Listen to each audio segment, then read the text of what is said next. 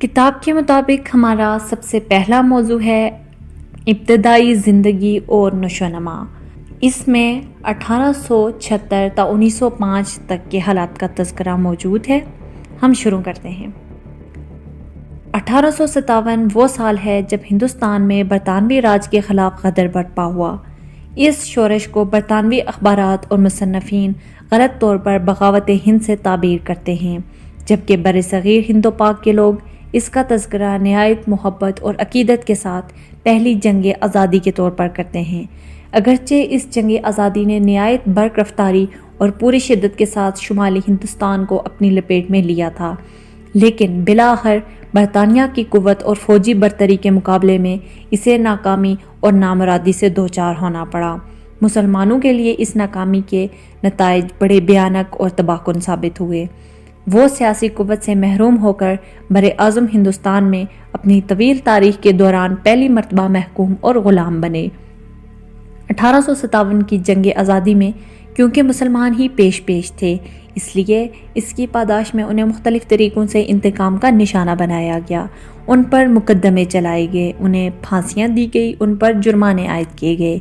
ان انتقامی کارروائیوں کا نتیجہ یہ نکلا کہ اسلامیہ نے ہند منخیص القوم انتہائی مایوسی، ناامیدی اور قسم پرسی کی گہری تاریکیوں میں ڈوبتے چلے گئے۔ اس ناگفتہ صورتحال سے نکل کر ایک منظم قوم کی حیثیت سے مسلمانوں کے ابھرنے کی داستان بہت طویل ہے، لیکن اس سمت میں پہلا قدم سر سید احمد خان 1817 تا 1898 نے اٹھایا۔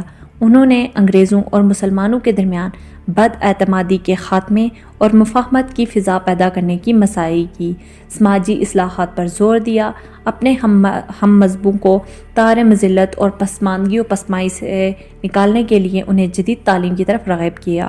مسلمانوں کے لیے انہوں نے جو تعلیمی پروگرام وضع کیا تھا اسے قطعی اور ٹھوس شکل میں بروئے کار لانے کے لیے علی گڑھ میں مئی 1873 اور جنوری 1877 میں علل ترتیب ایک اسکول اور کالج قائم کیا۔ علی گڑھ کالج کے قیام سے 2 ہفتے قبل 25 دسمبر 1876 کو کراچی میں قائد اعظم محمد علی جناح پیدا ہوئے، جو وقت گزرنے کے ساتھ ساتھ ٹھیک 70 برس بعد مسلمانوں کی سیاسی بحالی اور برصغیر میں مسلم قوم کے نشاط ثانیہ سے متعلق سر سید کے مشن کو اس کی کلیت کے ساتھ تکمیل تک پہنچانے کا وسیلہ اور سبب بنے۔ قائد اعظم ایک ممتاز تاجر گھرانے کے چشم و چراغ تھے۔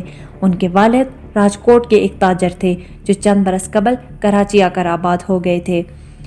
جناح کا بچپن اور ان کی تعلیم و تربیت ان کے دیگر ہم عمروں سے زیادہ مختلف نہ تھی، تاہم شروع ہی سے وہ اپنی نفاست پسندی، جرأت اور بے باکی، صاف گوئی، عزم و ہمت اور قائدانہ صلاحیتوں کی بنا پر سب میں ممتاز نظر آتے تھے۔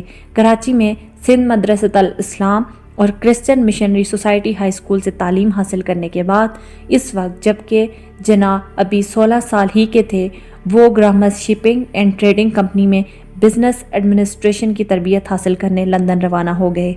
تاہم لندن پہنچ کر انہوں نے یہ تربیت حاصل کرنے کے بجائے وکیل بننے کی دیرینہ خواہش کی تکمیل کا فیصلہ کیا اور اپنے طور پر لنکنز ان میں داخلہ لے لیا۔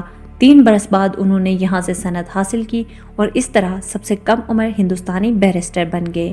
1896 میں ہندوستان واپس آ کر انہوں نے کراچی میں پریکٹس شروع کی، لیکن قانونی مارکہ آرائیوں کے لیے جو جوش اور ولولہ ان کی شخصیت میں موجود تھا، اس کے لیے کراچی کے ماتحت عدالتوں کا ماحول نہایت محدود تھا۔ یقیناً ان دنوں بھی بلند نگاہی اور بلند حوصلگی ان کی شخصیت کا جوہر خاص تھے۔ چنانچہ 1897 میں وہ بمبئی منتقل ہو گئے، جہاں انہوں نے اپنا نام ایک وکیل کی حیثیت سے درج کرایا اور اس طرح وہ بین الاقوامی نوعیت کے اس بڑے شہر میں اہم مسلمان بیرسٹر ہو گئے۔ بمبئی میں قیام کے ابتدائی 3 سال اگرچہ جناح کے لیے سخت مشکلات کا زمانہ تھا، لیکن انہوں نے کیونکہ قانون کے میدان میں کامیاب و کامران ہونے کا تہیہ کر رکھا تھا، اس لیے ان کے پائے استقلال میں کوئی لغزش نہیں آئی۔ رفتہ رفتہ انہیں چھوٹے موٹے مقدمات ملنے لگے۔ پھر 3 برس بعد 1900 میں چھٹیوں سے پیدا ہونے والی عارضی آسامی پر ان کا تقرر پریزیڈنسی مجسٹریٹ کی حیثیت سے ہوا۔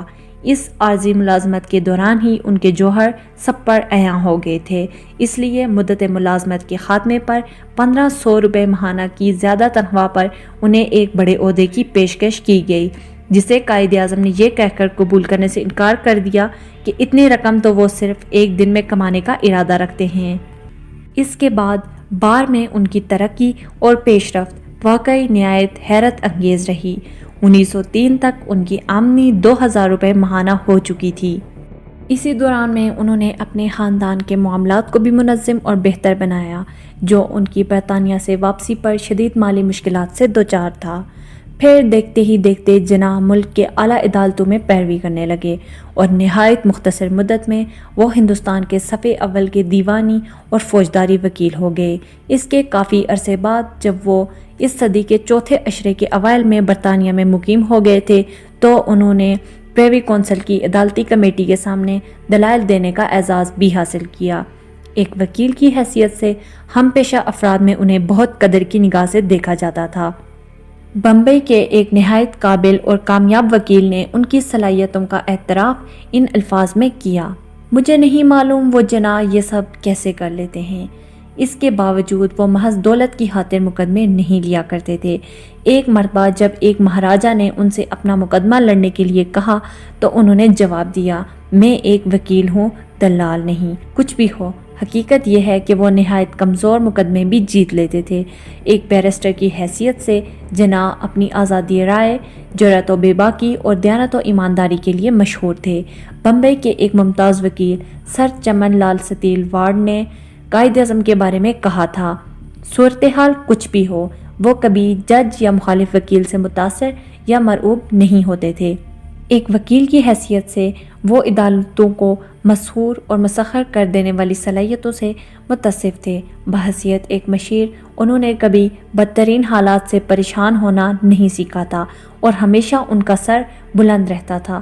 بمبئی کے ایک موقر ہفتے روزہ کے ایڈیٹر جوکھم الوا نے 1940 میں قائد اعظم کے بارے میں کہا تھا کہ انہوں نے بار میں اپنا عز و وقار ہمیشہ قائم اور بے داغ رکھا۔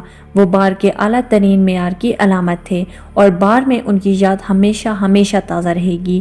یہی وہ خصوصیات تھیں جن کی بنا پر قائد اعظم کو ہندوستانی بار کا لارڈ سائمن کہا جاتا